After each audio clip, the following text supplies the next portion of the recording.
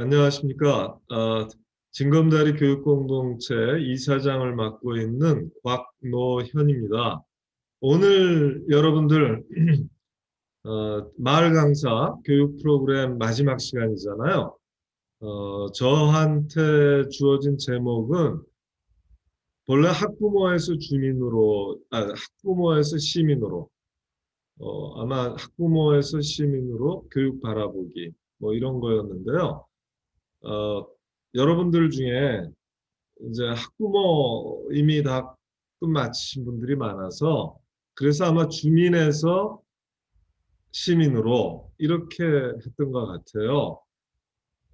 저는 오늘 일단 교육을 공적으로 바라본다고 할 때 교육의 목적이 무엇일까를 갖고 먼저 말씀을 드리고 그런 다음에 교육의 목적은 결국 민주시민을 기르기 위한 교육이다. 간단히 말하면 민주주의를 위한 교육이다. 그럴 경우에 민주주의를 위한 교육은 무엇을 해야 되느냐? 이 부분을 갖고 말씀드리려고 그래요. 아마 그 민주주의를 위한 교육을 표방하고 나선 데가 징검다리 교육 공동체거든요.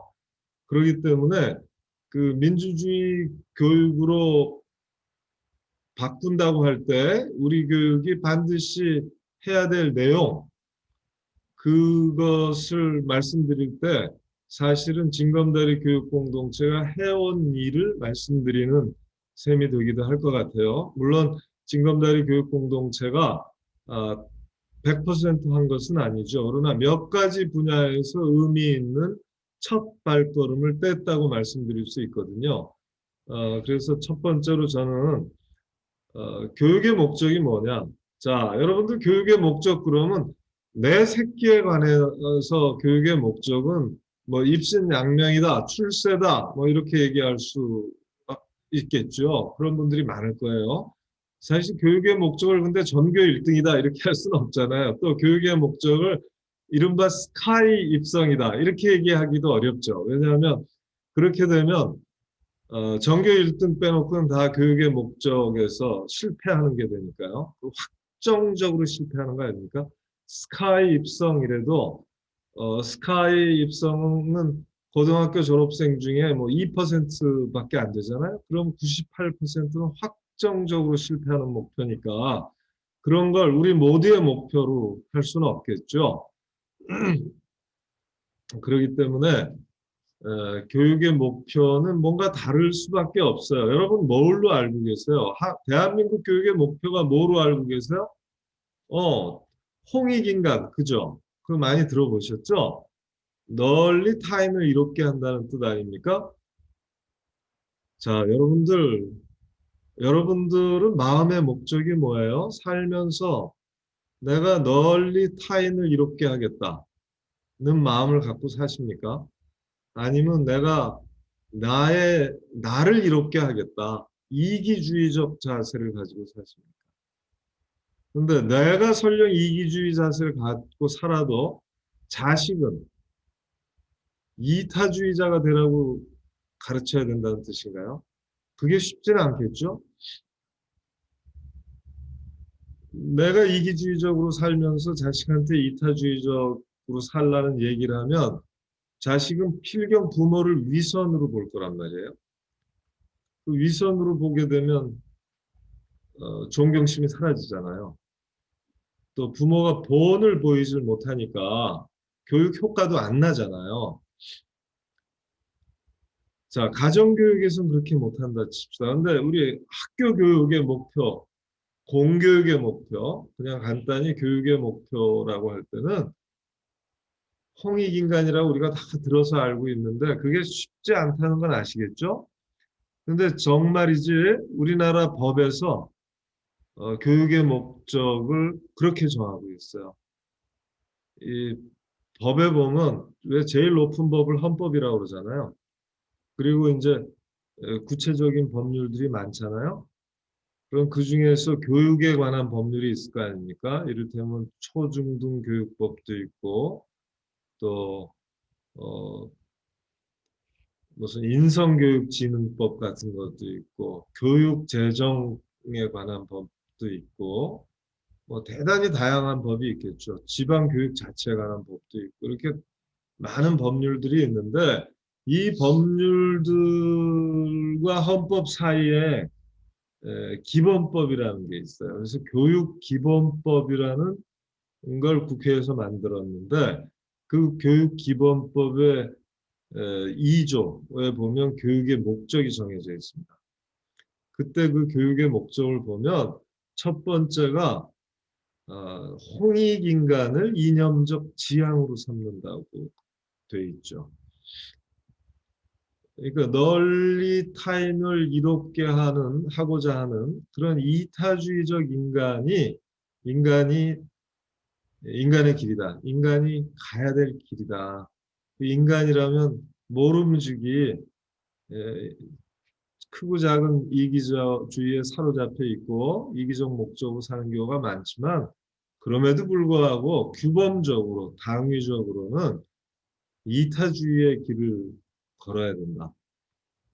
그것이 완전한 인간이 되는 길, 온전한 인간이 되는 길이다. 이렇게 우리들이 생각하고 있는 거예요. 사실은 우리들이 법을 모여서 만든 거잖아요.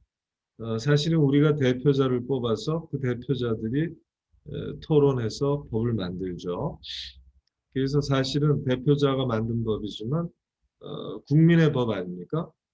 그러니까 우리 시민들이 누구든지 교육의 목적을 뭘로 삼아야 될까? 학교 교육의 목적, 학교 교육을 통해서 어떤 사람을 길러낼까? 이렇게 생각을 할 때 첫 번째는 이타주의적 인간을 길러내자는데 합의할 거예요. 참 묘하죠? 근데 사실은요, 우리가 존경하는 사람, 우리가 감동을 받는 사람, 우리가 위대한 삶을 살았다고 하는 사람들은 예외 없이 이기주의자가 아니죠. 이타주의의 삶을 산 사람들입니다. 우리가 정말 저 사람은 한 인간으로서 훌륭했다라고 하는 분들은 예외 없이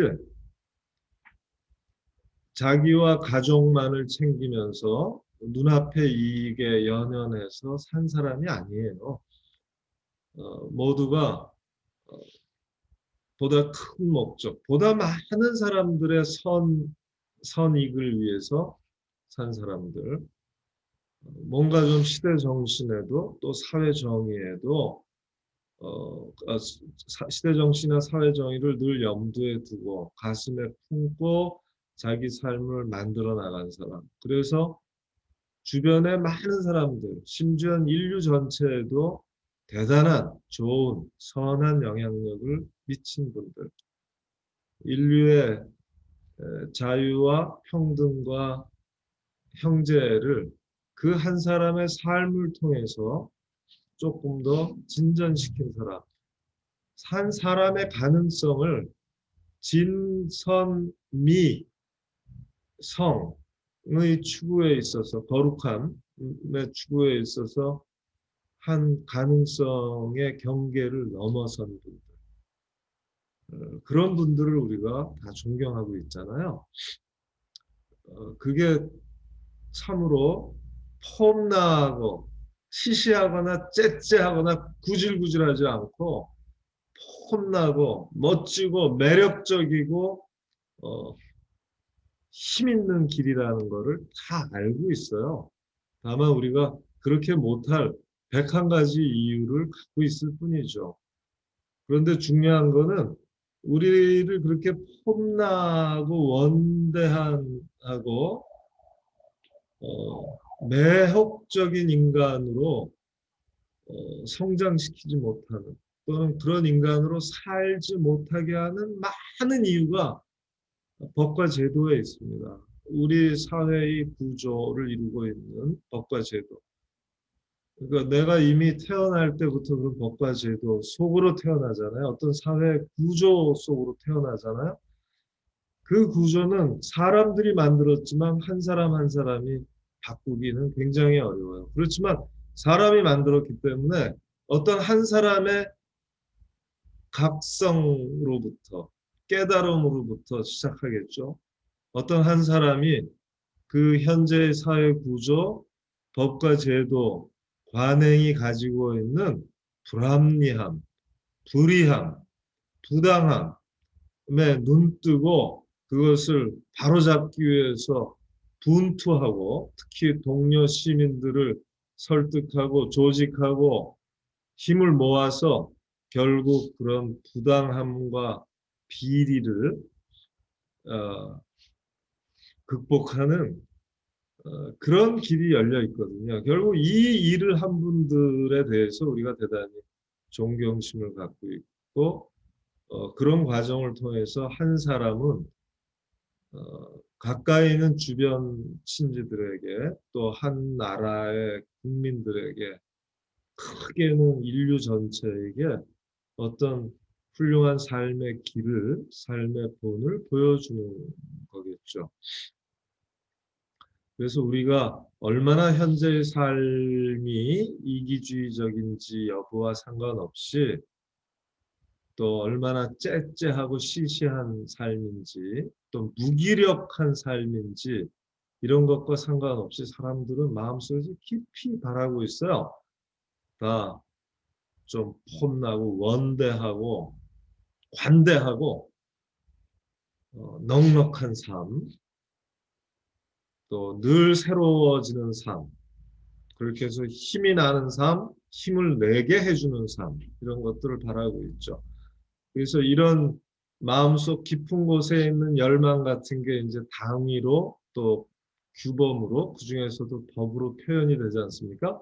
그래서 우리나라에서 교육의 목적 첫 번째는 홍익인간을 이념적 지형으로 삼는다예요. 두 번째로는 사람으로 태어나서 사는데 혼자 태어난 게 아니잖아요. 이미 부모도 있고 뭐 형제도 있고 친지도 있고 여러 가지 관계가 형성되지 않습니까? 관계 속의 인간이죠. 연고적인 인간, 연고가 있는 인간으로 태어나는 거 아니겠어요? 하나의 전통, 하나의 문화, 하나의 습속, 하나의 역사적 기억을 함께하고 있는 공동체로 던져지는데 처음에는 부모의 양육을 받지만 조금 지나다 보면 이제 자립을 향해서 이제 노력하잖아요. 그게 이제 사춘기 같은 걸로 오죠. 그래서 사춘기에 여러 가지 반항이 시작하고 그런 것은 독립과 자립을 향한 몸부림이다 이렇게 생각하면 되겠죠. 그 심신 모두에서 상당한 정도 자립성이 늘어나는 시기인데 사실 우리는 관계를 벗어나서 살 수가 없잖아요. 외롭고 쓸쓸해서 살 수가 없고 또 협력을 통해서만 어떤 성과를 만들 수 있기 때문에 사회관계라는 건 너무 중요하죠. 그렇지만 이 사회관계는 잘못하면 말이에요. 이 안에 폭력이 횡행할 수도 있고 이 안에 학대가 횡행할 수도 있고 이 안에 갑질이 횡행할 수도 있거든요. 이 안에 굴종을 요구받을 수도 있어요. 그래서 우리는 다 원합니다. 어떤 우리가 맺는 사회관계, 특히 처음에는 부모하고의 관계겠죠. 그 다음에 형제, 자매하고의 관계일 것이고, 또 동네 사람들하고 관계, 또 학교에서는 동급생들, 또 선후배하고의 관계, 직장에서는 일터에서는 이제 같이 일하는 분들, 상사하고의 관계, 이런 여러 가지 관계들이 생기는데,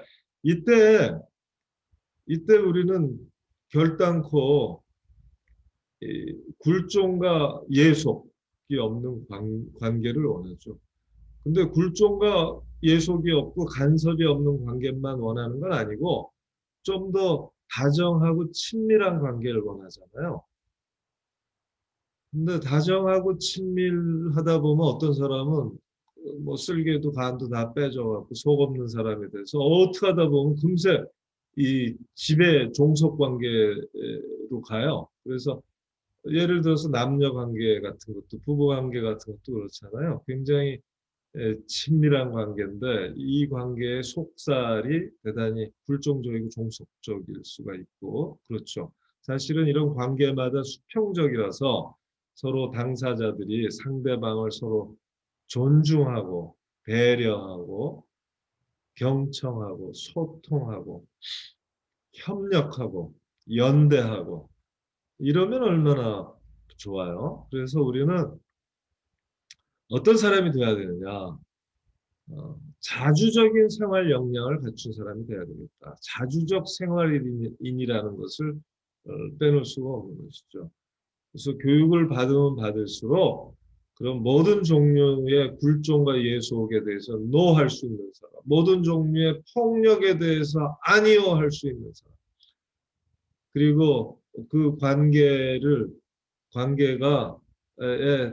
그러니까 자유롭고 평등하고 정의롭고 특히 우정과 환대, 사랑이 넘치는 관계로 그렇게 해서 우리가 공동의 문제를 협력으로 신뢰와 협력으로 풀 수 있는 그런 관계. 그럼 우리는 아주 힘이 있는 거죠. 그래서 그 전제가 그 자주적 생활 역량이겠죠. 그래서 우리는 이제 우리 과목으로 치면 기술 과목이나 가정 과목 같은 게 특히 관계되겠죠. 자주적 생활 역량을 키우는데 그러나 이 자주적 생활 역량을 제가 굉장히 넓게 해석했잖아요. 뭐 자주적 생활 역량이라는 거는 경제적 자립서부터 물론 시작하는 겁니다. 그래서 부부 간에도 경제적 자립이 있어야지 돈주머니 차고 있는 사람이 하나밖에 없으면 그 돈주머니 차고 있는 사람한테 종속되지 않습니까? 많은 경우에 갑질할 수 있잖아요. 그래서 부부 사이에도 또 부모 자식 간에도 어떤 관계에서도 예속이나 굴종이 없으려면 역시 일정한 경제적 자립이 돼야 되는 것 같아요. 그래서 그런 경제적 자립을 포함한 자주적 생활 역량을 갖춰야 된다. 의식주 역량을 얘기한다고 할 수 있고 관계 역량에서 친밀성이나 다정함을 대가로 그런 갑질과 종속에 처하지 않을 그런 역량이 있어야 된다는 거죠. 그 다음에 어떤 사람으로 길러야 되느냐. 우리가 다 같이 토론하다 보면요. 어, 이때 토론에 전제가 있는 거 아시죠? 토론할 때 우리는 일정한 이해관계와 일정한 가치를 갖고 있는 사람으로서 지금 토론에 임하겠죠. 그 사람 숫자만큼이나 각자가 다 이해관계가 다르잖아요. 가지고 있는 이해관계가 다르고 기득권이 달라요. 기대가 다릅니다. 그리고 가지고 있는 가치관이나 이상이나 욕구나 필요가 다 달라요. 근데 이런 사람들이 모여서 어, 그래도 최대치의 공통 분모를 발견하고 여기까지는 합의할 수 있고 이제부터는 합의하지 않고 잠정적인 다수결로 한번 가보고 그것이 잘못 기대하지 않은 효과가 더 크다. 이럴 경우엔 다시 바꿀 수 있는 자유를 포함해서 그게 이제 민주주의적인 토론과 결정 아니겠어요? 그런 걸 할 때 사실은 한편으로는 나의 이해관계와 가치관을 가지고 토론에 임하지만 때로는 마치 내가 누군지 모르는 상태에서 나의 성별도 나의 나이도 나의 지위도 나의 재산도 나의 학력도 나의 어떤 것도 출신 지역도 나의 국적도 심지어는 전혀 알지 못하는 좀 더 보편적인 인간을 생각할 수 있을까요? 그렇지만 세상 이치는 웬만큼 아는 사람 심리에 대해서도 알고 물리에 대해서도 아는 그래서 이치에 대해서는 눈을 떴지만 구체적으로 내가 누구인지는 모르는 그런 걸 우리가 무지의 장막이라고 어떤 철학자가 그랬는데요. 그런 무지의 장막, 내가 누군지에 대해서만 모르고 있는 그러나 세상의 이치는 알고 있는 그런 사람으로서 이 토론에 임하는 것도 간간히 필요합니다. 마치 그런 것처럼 그래야 내가 주관에 묶여 있는 사람이지만 거리두기를 통해서 객관을 향해서 갈 수 있잖아요. 보통은 그게 쉽지가 않아요. 그래서 각자는 다 주관적으로 편향될 수밖에 없는데 그, 그 각자의 주관이 다른 자의 주관과 만나고 대화하고 부딪히고 또 변증적으로 발전하고 조정하고 타협하는 이 과정이 진짜 학습 과정일 거예요. 근데 이 과정이 대단히 평화롭게 돼야 되기 때문에 어떻게 해야 될 것 같아요? 일단은 들어야 되는 것이죠. 일단은 저 사람도 나와 똑같이 에, 오장육부를 갖고 있고 사단 칠정을 갖고 있고 희로애락을 갖고 있는 사람이다. 저 사람도 나와 똑같이 사랑받고 싶고 존중받고 싶고 배려받고 싶고 환대받고 싶고 용서받고 싶고 협력받고 싶고 칭찬받고 싶고 승인받고 싶고 인정받고 싶은 사람이다. 저 사람도 나와 똑같이 연약하고 결핍이 있다고 생각하고 그러면서도 좋은 사람이 되고자 노력하는 사람일 것이다. 저 사람도 나와 똑같이. 그래서 어, 저 사람에 대한 그러니까 모든 사람이죠 결국은 이 나와 이해관계와 입장은 달라도 가치관은 달라도 근본이 나하고 같은 제한된 합리성, 제한된 어떤 또 취약성 이런 것들을 다 갖고 그래도 온전한 사람을 향해서 그러니까 이타주의적인 홍익인간을 지향하면서 사는 사람이다. 또 예속과 굴종에 대해서는 마음속 깊은 곳에서 아니라고 부정하는 사람이다. 그리고 그것을 초월하고 싶어하는 사람이다. 이런 믿음이 있어야 되겠죠. 그래서 타인에 대한 존중과 존중으로부터 나오는 경청하고 소통하고 대화하고 토론하고 타협하고 조정하는 이제 그런 자세를 갖고 이제 다들 토론에 임하는 게 제일 중요한 거겠죠. 자, 이런 과정이 이제 입법 과정이나 여러 가지 이해관계 조정 과정일 텐데요. 그런 과정을 통해서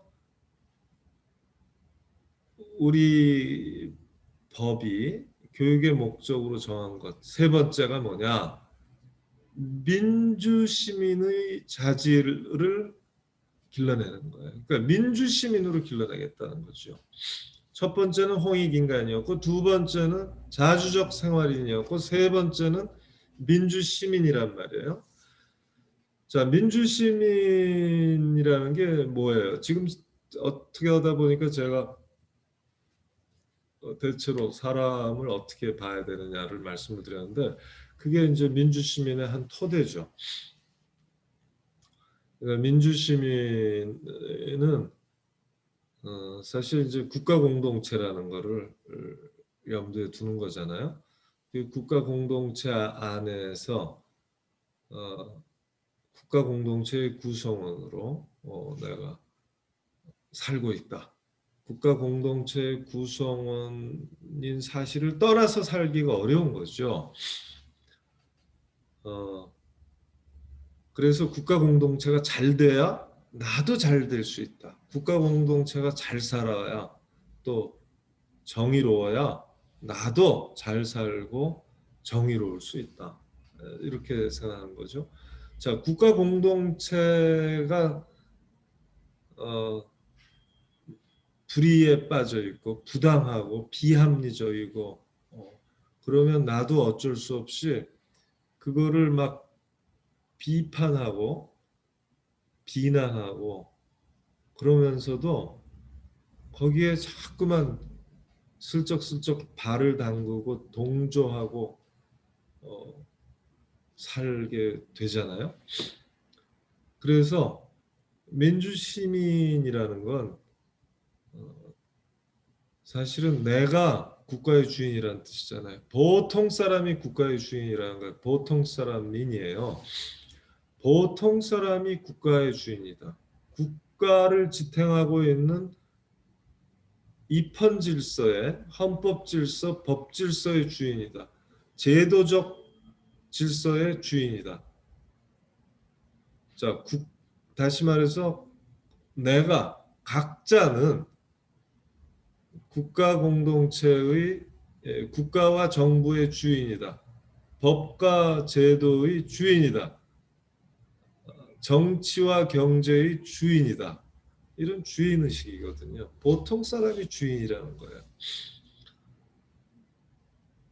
지금 뭐의 주인이라고 그랬죠? 법과 제도의 주인이에요. 법과 제도가 만들어 놓은 체제와 구조의 주인이에요. 참 희한합니다.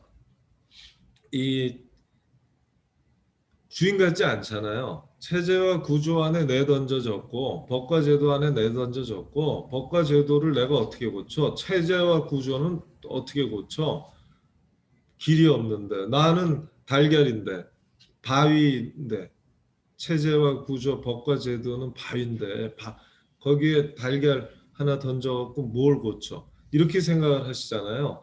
근데 사실은 이 우리가 지금 살고 있는 나라의 체제와 구조, 법과 제도,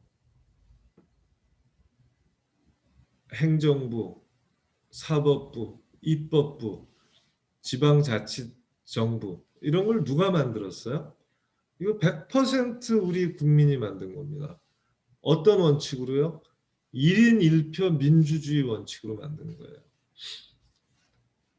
그 민주시민이라는 거는 일단은 국가 공동체의 구성과 운영에서 그 구성원들은 모두 평등하다는 거 아니에요. 참 평등해 보이지 않는데 근데 진짜 평등하다고. 그렇기 때문에 남녀를 불문하고 노소를 불문하고 빈부를 불문하고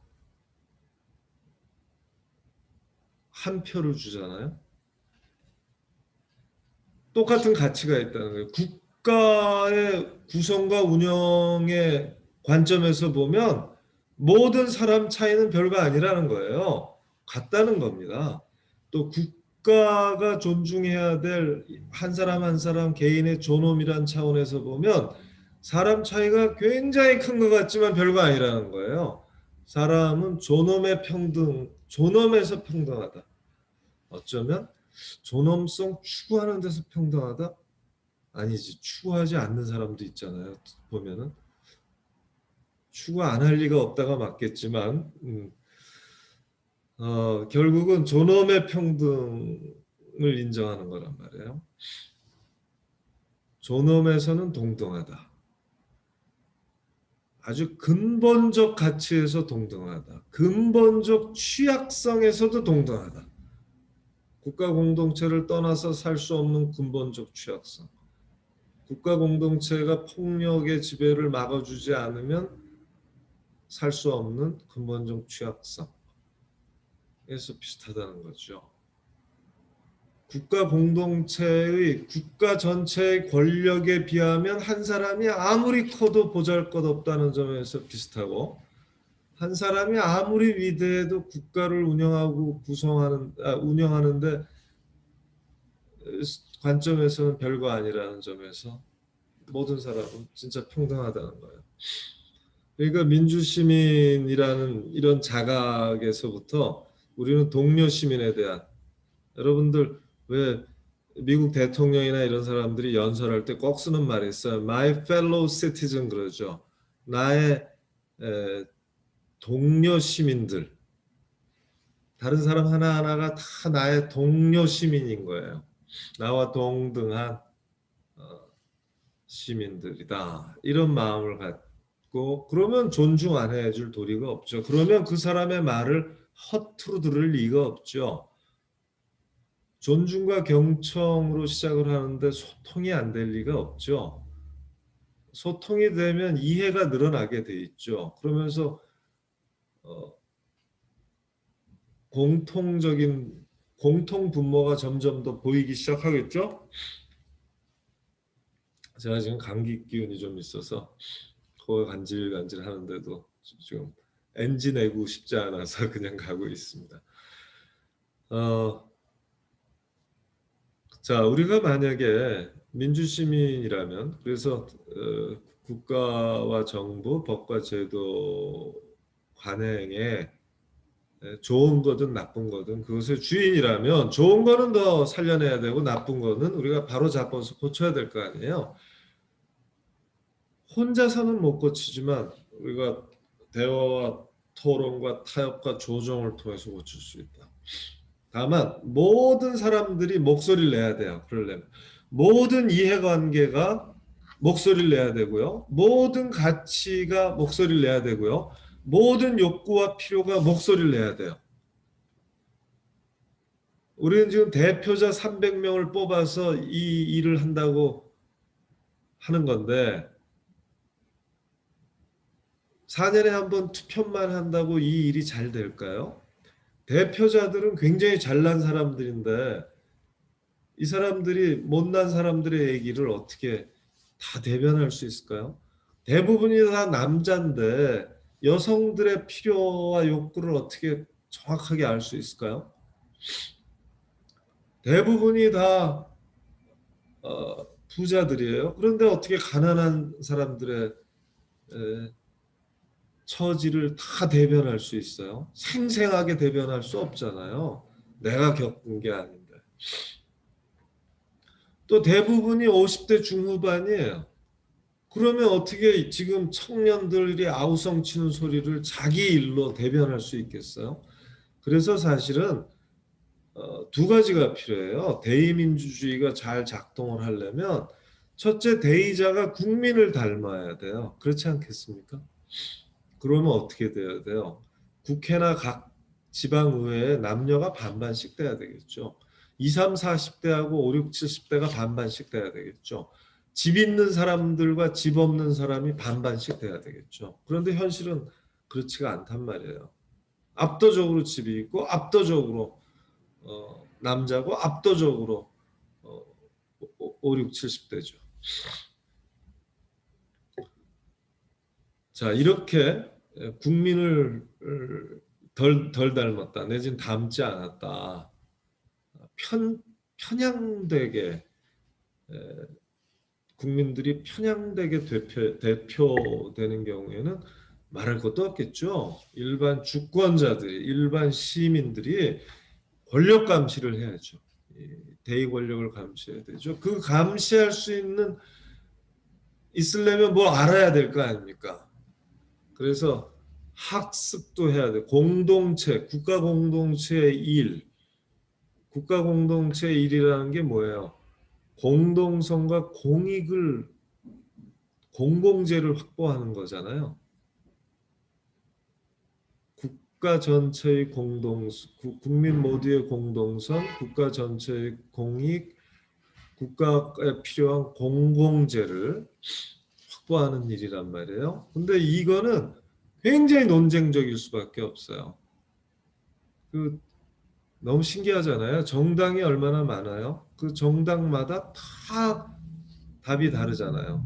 주장하는 게 다르잖아요. 그게 공동성과 공익을 대표하고 있는데 공동성과 공익에 이르는 길은 최소한도 정당수 플러스 몇 개라고 보시면 되거든요. 그러니까 정당마다 공동성과 공익과 공공재로 가는 길을 갖고 있는 거죠. 그러니까 정당이 여럿이기 때문에 그 길이 여럿인 거죠. 그렇기 때문에 정쟁이라는 게 끊이지 않는 것이죠. 그 너무나 당연한 것이죠. 그래서 우리는 정당을 조직된 이해관계 및 조직된 가치관이다 이렇게 얘기하거든요.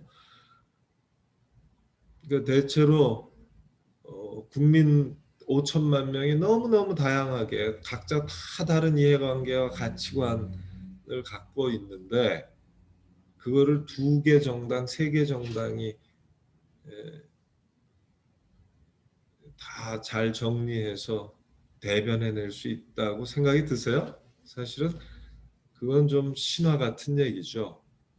그래서 정당이 뭐 100개 이렇게 되면 안 되지만 정당이 2개 가지고는 사실은 그 많은 국민들의 다양한 가치관과 이해관계를 제대로 대변한다는 게 불가능에 가깝다고 보셔야겠죠.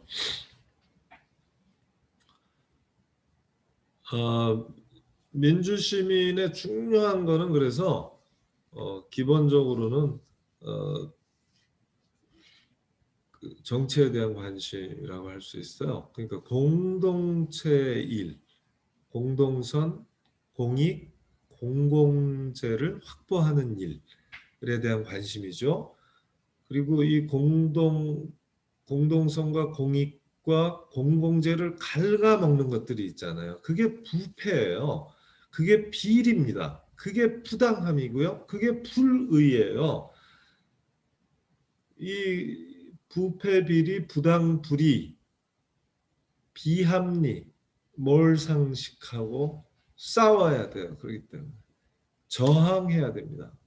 그냥 순응하는 게 아니라 그냥 엎드려 있는 것이 아니고 이거를 계속 새롭게 공동선과 공익과 공공재를 확보해 나가면서 그것을 좀먹고 있는 불합리함, 부당함, 불의함을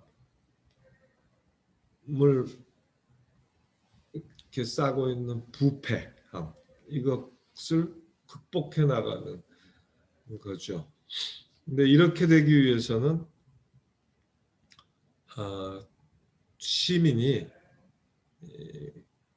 정치에 적극적으로 참여해야 되는 것이죠. 공동체 일에 관심을 갖고 참여해야 돼요. 근데 아무것도 없이 어떻게 참여가 됩니까? 일단 학습이 있어야겠죠. 어느 정도 관심이 있으면 공부할 것이고 공부한 만큼 보일 것이고 그 보인 걸 가지고 나와 입장이 다를 수밖에 없는 동료 시민과 서로 만나서 토론해야 되는 것이죠. 오케이. 30분이 지났다는 사인을 제가 받았습니다. 그래서 그때 동료 시민에 대해서 우리가 동등한 존엄을 인정해야 된다. 그리고 도무지 조정되지 않는 부분에 대해서는 우리가 다수결에 맡겨야 된다. 그러나 그 다수결은 잠정적이어야 되고 그래서 다음 선거에서 또 다수가 바뀔 수 있는 가능성이 늘 열려 있어야 되죠. 그리고 이런 일을 하기 위해서 우리가 자유로운 언론 그리고 독립적인 사법부 같은 것이 꼭 필요하다는 것에 대해서는 당연히 다 이견이 없으실 거예요. 근데 민주시민의 자질이라는 건 결국 크고 작은 공동체의 목적은 그런 공동성과 공익과 공공재를 확보하는 데 있다.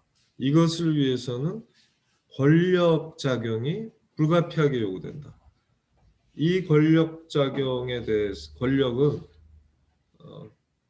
반드시 필요하지만 그냥 놔두면 부패한다. 그렇기 때문에 시민의 참여와 감시가 반드시 요구된다. 시민들은 공동성과 공익과 공공재가 넉넉하게 확보된 사회에서 살기 위해서 그런 사회 안에서 행복을 추구할 권리가 있죠. 그렇기 때문에 그것을 좀먹는 각종 부패 비리와는 타협하지 말고 순응하지 말고 극복해 나갈 방도를 찾아내야 된다. 그 극복해 나갈 방도는 시민과 시민이 손을 잡고 연대하고 협력하고 조직해 나가는 것이다. 그렇게 될 경우에 우리가 주인이라는 사실이 반드시 드러나게 돼 있죠. 우리가 주인이기 때문에 우리가 바꿀 수 있다는 세상을 우리의 목적에 맞춰서 바꿀 수 있다는 그 경험을 하게 되잖아요. 그러면서 우리의 주인됨이, 주인 의식이 더 강해지겠죠. 이런 것들이 이제 민주시민이죠. 지금 여러분들이 마을 강사 교육 프로그램을 받는 것도 크게 보면 이제 민주시민 교육 프로그램의 일환이다 이렇게 보실 수 있을 것 같아요. 자, 교육의 목적이 이 세 가지라고 했잖아요. 우리 이게 법이 정한 것이다. 그래서 우리가 무지의 장막 속에서 내가 무지의 베일을 쓰고 내가 누군지 모르는 상태에서 세상 이치를 잘 아는 사람으로서 만약에 다들 모여서 토론을 한다면 우리 학교 교육은 우리 아이들을 어떻게 길러내야 될 것인가, 어떤 사람으로 길러내야 될 것인가를 정할 때 이런 사람으로 기르자고 합의가 일어날 것이다. 하나는 이타주의적인 홍익인가. 두 번째로는 예속과 굴종, 갑질을 거부할 줄 아는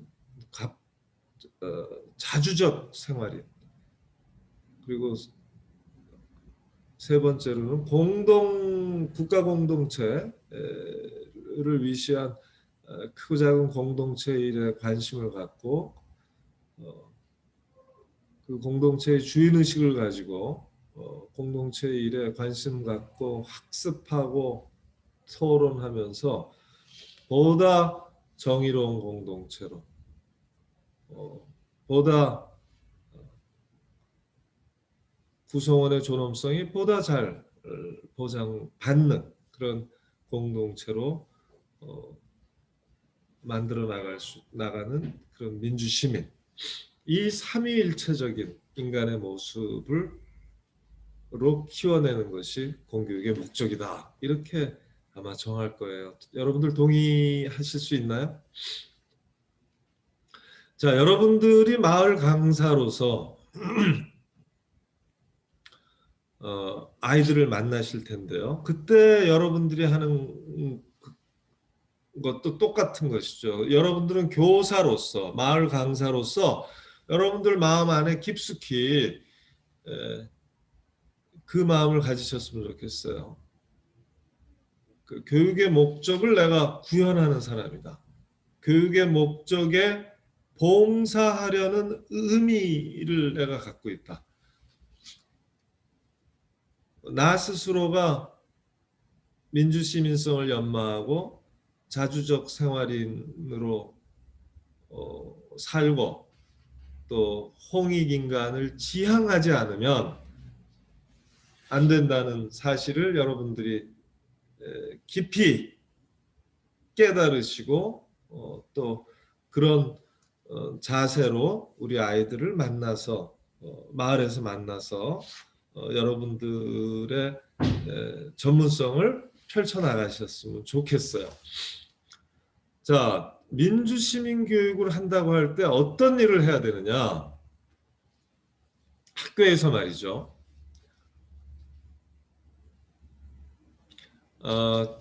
몇 가지가 있는데요.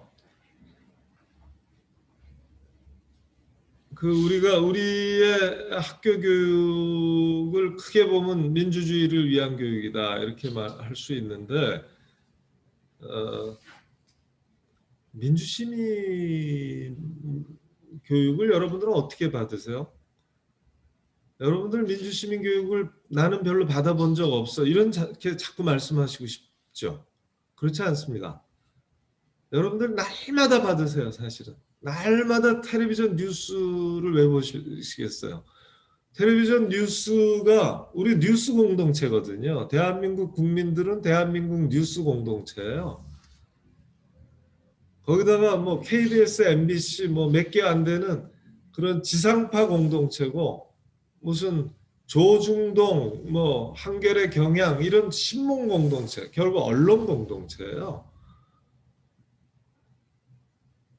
근데 이 뉴스를 잘 보세요. 뉴스에서 뭐 대부분이 어떤 거예요? 보면 인간성의 새로운 지평을 넓힌 사람들, 내지는 국가의 지평을 넓힌 사람들, 그리고 국가의 공동선을 갉아먹은 사람들, 범죄 아닙니까? 그게 부패 범죄 아니에요. 권력형 부패 범죄와 관련된 소식들이 대부분 아닙니까? 국가를 대신해서 직무유기하는 사람들 얘기, 뇌물로 국가의 일을 사유화하는 사람들 이야기.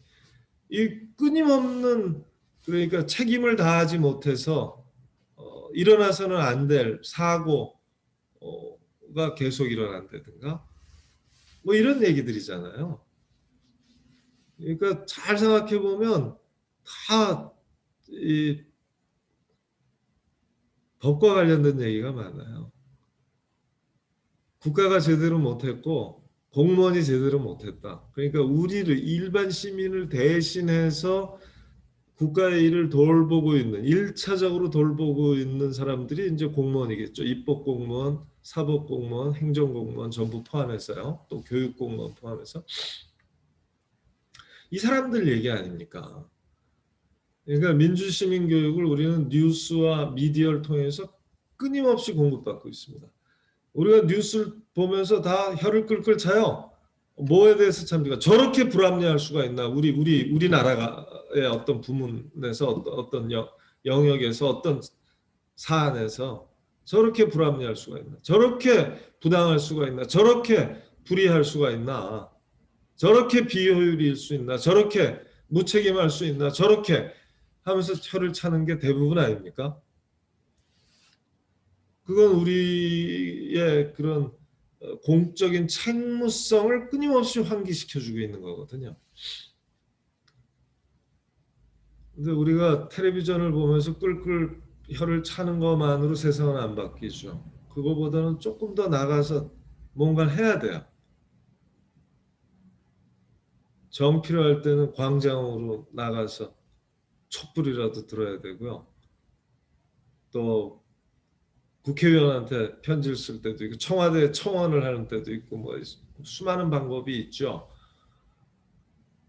그런데 아무튼 집에서 텔레비전이나 뭐 매체로 뉴스만 접해갖고 오는 4년에 한 번씩 투표를 올바르게 할 수는 있어요. 중요합니다. 그러나 그거보다 좀 더 적극적인 시민 행동이 필요한 때가 많죠. 자, 중요한 건 뭐냐면, 그러니까 우리 모두는 민주시민 교육을 받는데 제대로 받냐는 거예요, 제대로. 자, 뉴스 리터러시, 미디어 리터러시, 이른바 문해력이라고 그래요. 뉴스를 딱 들으면 저거는 엄청나게 선별된 것이다. 저건 누군가가 선별한 것이다. 그 누군가는 공익을 대표하고 있지 않고 사익을 추구하고 있을 수도 있다. 저 뉴스는 어떤 기술 효과를 가지고 증폭돼 있다. 저 뉴스는 약간의 조작과 오류를 갖고 있을 수가 있다. 요새 말로 팩트 체크를 하죠. 그래서 페이크 뉴스를 감별할 수 있는.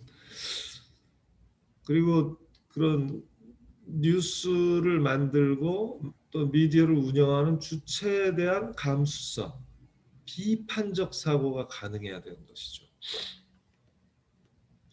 지금 보면 민주시민 교육이 지향하는 건 가장 토대는 비판적 사고예요. 사실은 비판적 사고와 그런 집단 행동에 대한 필요성을 느끼고 집단 행동에 참여하는 것까지가 이제 민주시민 시민성의 중요한 구성 요소겠죠. 그래서 그런 민주시민성을 우리는 어디로부터 받냐면 주로 뉴스와 미디어에서 받기 때문에 뉴스와 미디어에 대해서 기본을 알 필요가 있어요. 그래서 우리는 초중고 시절에 이 뉴스와 미디어 문해력을 굉장히 잘 길러줘야 됩니다. 언론이라는 게 뭐 우리의 눈과 귀잖아요. 우리의 입이기도 하잖아요. 많은 경우에. 다른 사람들이 우리를 대신해서 거의 전문가니 뭐 이런 또 관계자니 또 당사자니 하는 사람들이 우리를 대신해서 말하고 있는 것이죠. 지금 미디어에 나와서. 그래서 이 미디어 뉴스 리터러시 교육이라는 게 민주시민 교육에 굉장히 중요한 것이다 말씀드릴 수 있고요. 두 번째로는 이 사회 현안 교육이에요. 여러분 요새 뭐 기본소득 이런 얘기 많이 들으시죠. 이 기본소득이 좋다는 거야, 나쁘다는 거야, 이걸 해야 되는 거야, 말아야 되는 거야. 찬반 논쟁이 있고 그런데 이런 기본소득 논쟁은 물론 교과서에 없어요. 자, 기본소득 논쟁이 엄청나게 진행 중인데 학교 다니는 아이들은 몰라요. 학교에서 가르치진 않아요. 이게 맞는 걸까요? 사실 기본소득이 지급되면 우리 지금 학교 다니는 애들의 10년 후, 5년 후 세상에서 만약 그런 일이 이루어지면 얘네들이 가장 1차 수혜자가 되고 당사자가 될 텐데 얘들이 모른 채로 지내도 될까요? 사실은 죽어있는 교과서가 아니라 살아있는 정치 교육을 하려면 이 공동성 공익 공공재에 관한 가장 뜨거운 사회 현안을 교실에서 다룰 수 있어야 돼요. 다만 다룰 때 교사의 견해가 중심이 되면 안 되겠죠. 교사의 생각이 아이들에게 강요되거나 주입되거나 세뇌되면 안 되겠죠. 그죠? 어떻게 하면 될까요?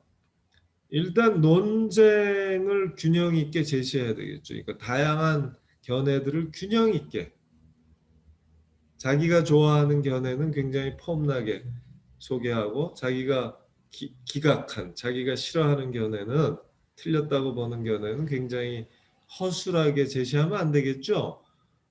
어떤 견해든지 최상의 모습으로 가장 설득력 있는 모습으로 제시를 해줘야 되겠죠. 그렇게 하면 누가 판단을 해요? 우리 아이들이 부족하지만 자기의 그때까지의 경험과 학습에 기초해서 자기의 눈높이로 소화하는 거예요. 왜냐하면 학습은 계속될 것이고 판단도 계속될 거기 때문에 지금 당장의 판단에 큰 결정적 의미를 부여할 필요가 없거든요. 잠정적일 뿐이에요. 일시적이고 또 종합적일 수가 없어요. 아직 경험도 제한적이고 학습도 제한적이고. 그러나 아시잖아요. 이 직접 하는 것보다 훈수 두는 걸 누구나 훨씬 더 잘하잖아요.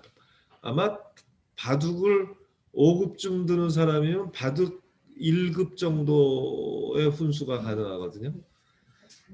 그러니까 어쩌면 초등학교 한 6학년만 돼도 한 고등학생 하는 얘기를 알아들을 수가 있을지 몰라요. 그래서 학교에서 이런 사회적 현안 교육을 해야 됩니다. 하되 선생님이 주입하거나 교화하려 들어서는 안 돼요. 그거는 민주사회의 교사의 역할과 양립할 수 없는 겁니다. 그래서 주입 교화를 금지 안 하고 다양한 견해를 균형 있게 최상의 설득력 있는 모습으로 제시해서 아이들이 토론하고 판단하게 한다. 아이들은 자기의 입장에서 자기의 계급 계층적 이해관계, 자기의 지역적 이해관계 같은 것을 중심에 놓고 오히려 모든 다른 아이들도 그럴 테니까 그 다른 사람들의 견해를 다 존중하는 가운데 가장 이성적이고 합리적인 방향으로 가장 많은 사람들의 최대 행복을 도모하는 방식으로 우리가 나아가면 되겠죠. 그리고 그 결정은 잠정적이고 일시적으로 것으로 보면 되겠죠. 그런 전제 아래서 그런 원칙 아래서 사회적 현안 교육을 하는 걸 두려워해서는 안 됩니다. 여러분들이 마을 강사로서도 마찬가지라고 생각해요. 그리고 또 하나 좋은 거는요. 뭘 가르칠 때는 연극 형태가 굉장히 좋은 거잖아요. 그래서 역할극이라는 거 들어보셨죠? 아이들한테 선생님 역할을 하라고 그러면 아마 선생님들의 고충을 잘 알 거예요. 바닥바닥 기어오르는 아이들, 딴 일 하는 아이들, 선생님이 뭐라고 말씀하셔도 눈길 한 번 안 주고 딴 일 하는 아이들, 이런 것들을 그 친구가 선생님의 역할을 맡아서 그 앞에 있는 학생의 역할을 맡은 아이가 딴청 부리고 치받고 말도 안 되는 방해하고 이런 모습을 봐야 비로소 깨달음이 올 수 있잖아요. 깨달음을 갖게 되는 역지사지를 통해서 우리는 타인에 대한 이해를 넓히고 높이고 깊이 하는 거 깊게 하는 거 아니겠어요? 근데 역지사지가 잘 안 돼요. 근데 그 역지사지를 할 수 있는 좋은 방법이 역할극을 하는 거잖아요.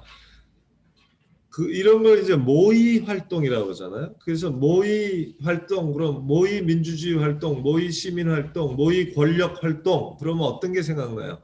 우선 모의 법정이 생각나죠. 모의 의회가 생각나죠.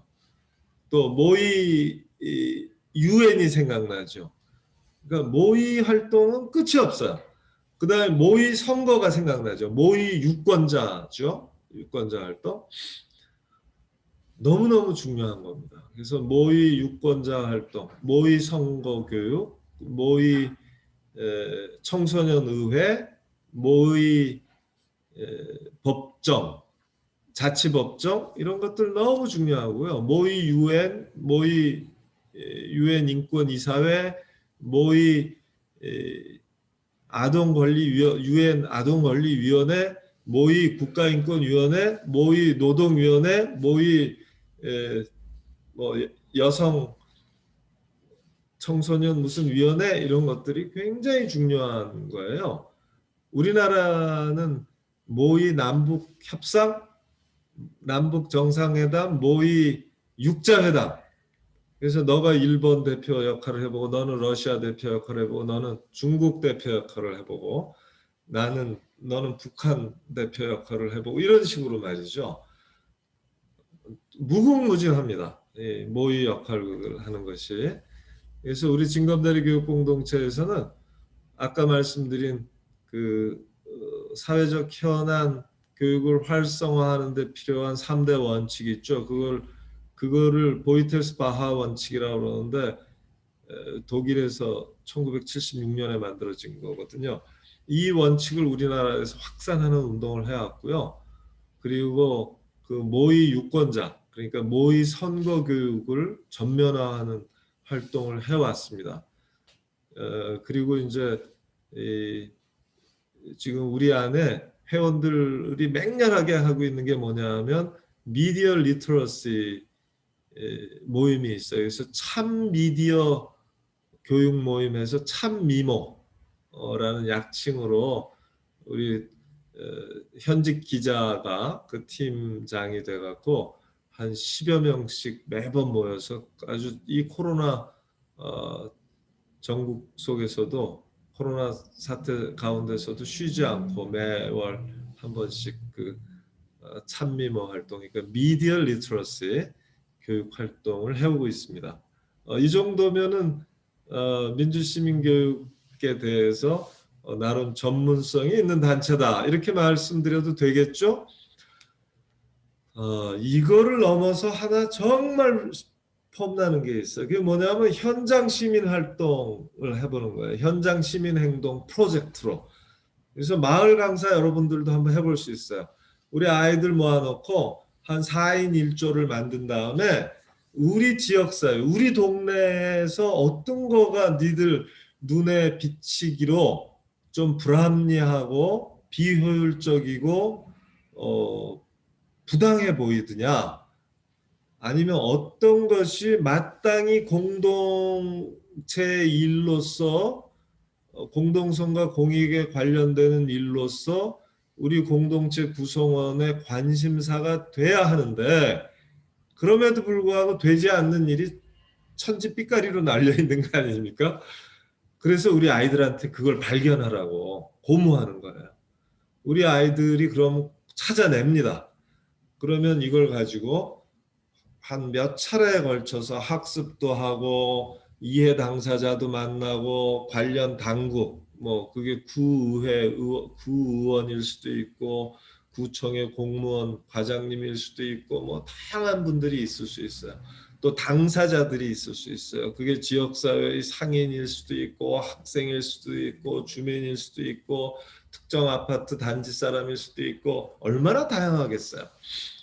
이런 사람들을 다 만나서 얘기를 듣고 학생들끼리 토론해서 또 해법을 찾아내고 그렇게 하는 일련의 과정. 그 해법을 가지고 또 관련 당국에 제안도 하고 재밌겠죠. 이런 게 이제 현장 시민 행동 프로젝트 수업 같은 거 아니에요? 이런 것이 학교에서 이루어지면 얼마나 좋을까? 적어도 중고등학교 과정에서는 이런 활동이 이런 민주시민교육이 아주 충실하게 일어나야 돼요. 어떤 한 교과목 하나에서 전담할 필요도 없는 거고요. 각 교과가 서로 통합 교육 과정을 운영하면서 학기당 한두 번 정도는 언제나 이런 사회적 현안 교육에 대한 토론 교육이 있고 또 현장 시민 행동 한 학기, 반 학기, 한 달 프로젝트 수업 같은 게 동시에 진행되고 또 그때그때 미디어 리터러시 교육이 학년을 올라가면서 더 심화된 형태로 제공이 되고 그걸 또 그때그때 신문에서 굉장히 논쟁적인 그 보도 태도들 있잖아요. 막 페이크 뉴스가 등장하고 막 그러잖아요. 그리고 막 진영 논리로 찢어져서 싸우고 이럴 때 그걸 어떻게 언론이 부추기는지 또 그럴 때 언론의 바람직한 역할은 뭔지 이런 걸 현재 사안을 놓고 그 미디어를 놓고 비평하면서 공부하는 그런 시간들이 많이 가져야 되는 것이고 저는 학교뿐만 아니라 학교 바깥에 있는 우리 마을 학교에서도 이와 같은 일들이 활성화될 때 우리나라의 민주주의자가 많아진다. 즉 민주시민이 많아져서 민주국가가 제대로 움직이게 되겠죠. 그러면 그 민주국가가 우리들의 공동성과 공익과 공공재를 풍부하게 제공해서 우리가 개인으로는 다소 선하지 못해도 공동선 덕분에 대단히 선해지고 우리 개인으로는 자기 이익을 별로 추구하지 않아도 공익 덕분에 내 이익이 어느 정도 챙겨지고 또 개인적으로는 축제에 이제에 큰 관심을 안 두고 살아도 공공재 덕분에 내가 사는데 큰 불편이 없는 참 생각해보면 기분 좋지 않습니까? 그런 나라 한번 만들면 어때요? 지금 때는 바야흐로 역병의 시대고 기후재앙의 시대입니다. 또 저출산 고령화 시대고요.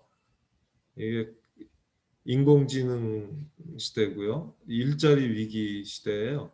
양극화가 심화되면 심화되지 완화될 것 같지가 않습니다. 만약 지금 정도의 민주시민 역량이라면, 지금 정도의 민주시민 의식이라면, 지금 정도의 민주시민이라면 지금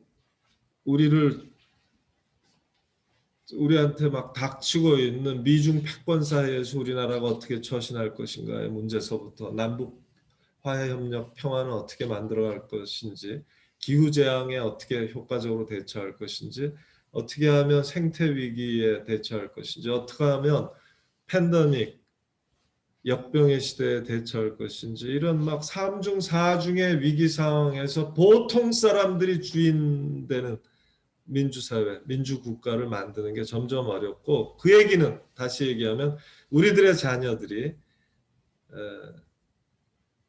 양극화된 세상에서 살 가능성이 더 높아지고 보통 사람의 존엄과 처우가 더 나아지지 못하고 악화되는 세상에서 살기가 가능성이 훨씬 높다는 뜻이에요. 자, 이거 누구도 바라지 않는 거 아닙니까? 이런 상황을 가장 슬기롭게 보통 사람의 이익과 가치에 맞게끔 대처해 나가는 그런 살아있는 민주국가, 강한 민주국가로 만들려면 지금 아까 말씀드린 교육의 목적 그리고 그 목적에 봉사하는 민주시민교육의 몇 가지 유형들이 학교에서는 물론이고 마을에서도 활성화가 돼야 된다는 취지에서 제가 오늘 말씀드렸습니다. 여러분들 경청하시느라고 대단히 수고하셨습니다. 고맙습니다.